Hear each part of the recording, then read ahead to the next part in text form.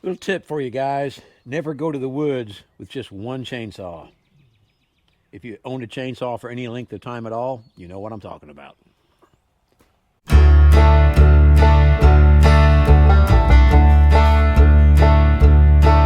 Hey guys, welcome back to B&B Farms, where our goal is to try and live with our land and not just on it. You know, we're going to be doing something a little different today. We're not going to be down at the sawmill, and we're not going to be back at the maple syrup sugar house making maple syrup, but we're going to be in the woods, or at least on the outskirts of the woods. We've had a lot of really bad storms come through our area here lately, like a lot of you folks have also, and those storms were packing some tremendous winds. And as a consequence of that, we've had a lot of trees come down. Some of these trees were standing dead. They're no good. We're just going to cut them up, haul them off. Others are good for firewood, so we're going to cut those up, and still others are good for saw logs. And we'll be cutting those into logs and hauling them down to the sawmill to make some lumber in a future video. So yeah, we've got a lot to do today. We better get started. Thanks, guys. We're glad you're here.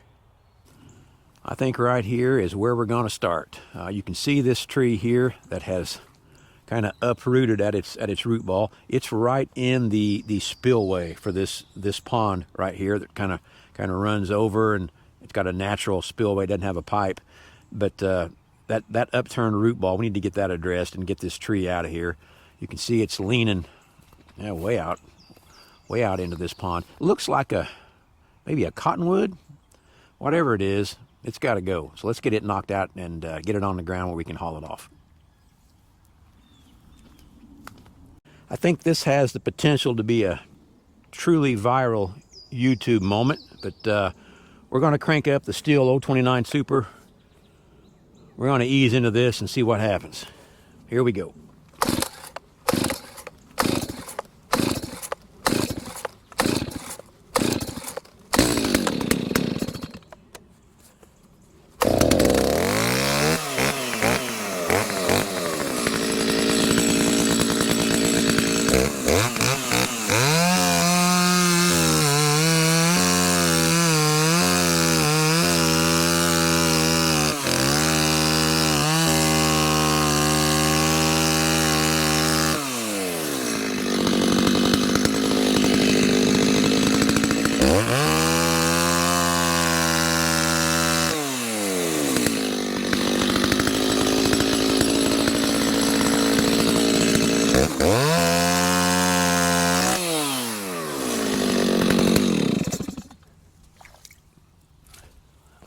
Well, that didn't go as bad as I thought it might. We've got the tree down.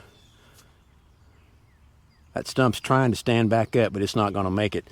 But we'll bring the tractor over here with a chain and drag this tree out and get rid of it. I can see our next problem area is right up there. So don't have far to go for the next one.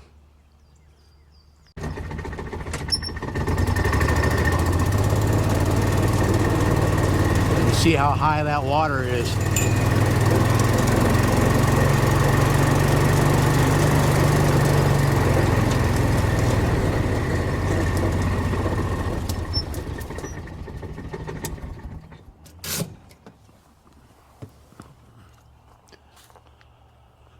All right, guys, so what we got here was a standing dead poplar, yellow poplar or tulip poplar.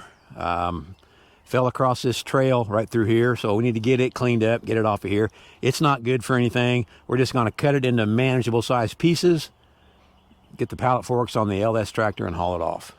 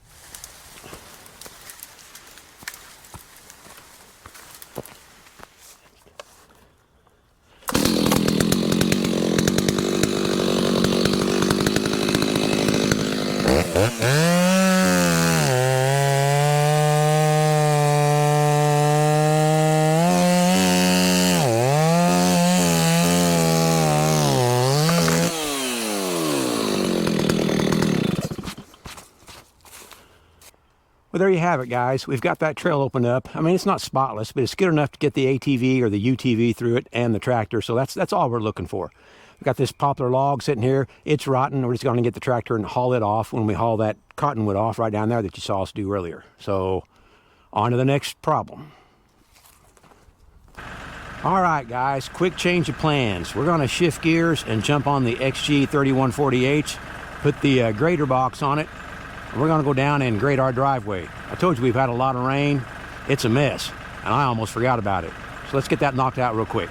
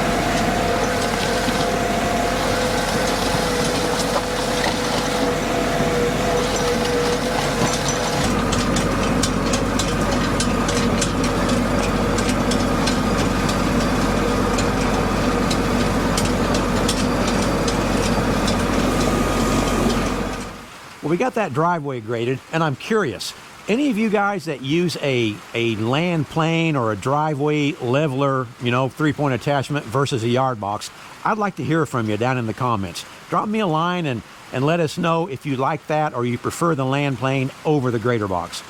I'm thinking about going that route, but I could use some input. So, you know, you'd really help me out if you could share your thoughts on it.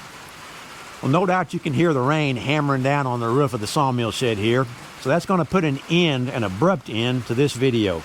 We didn't get near done what I wanted to show you. It's going to be a really quick video. I apologize for that. But it's supposed to rain the entire weekend. They're actually calling for some epic flooding in our area. So hopefully that won't happen, but you know, we'll deal with it if it does. Before I get out of here, guys, I want to give a quick shout out to another YouTube channel that we like to watch, and that's Wallace Farm and Sawmill. You know, Tyler and Brittany are two of the hardest working people you're going to find on YouTube. Head on over there and check them out. They are running 2 sawmills, not just one. They have a band sawmill and a circle mill that's really cool to watch in action. They are logging, farming, raising a giant garden, using draft horses, raising chickens, fishing, turning a school bus into a camper. These guys have always got something going on, and it's always entertaining and informative. A lot of what we've learned here have come from watching them saw lumber on their mill. So yeah, head on over to Wallace Farm and Sawmill, check them out, subscribe to their channel, tell them B&B Farms sent you over there. One more quick note. Next week, we've got some exciting news here at B&B Farms. We are expecting a new flail mower, a 3-point flail mower for the rear of our XG3140H LS tractor. And I don't know anything about flail mowers. I'm thrilled to get it. I think it's going to do everything we want. I'm hoping it will replace both the bush hog and the finish mower. I may be asking too much there. So if you guys that have flail mowers or you've used a flail mower, drop me a note down in the comments. Let me know what I should be looking for, what you think of it. You know, is it better than a bush hog? Is it better than a finish mower? Just let me know. I would love some input on that. Well, guys, I'm going to get on out of here because if you can probably tell, it's raining harder every single minute. I'm going to get back to the house before I can't get to the house. Please remember to like, share, and subscribe. Get outside and enjoy what's around you. Be nice to one another, and we'll see you on the next video.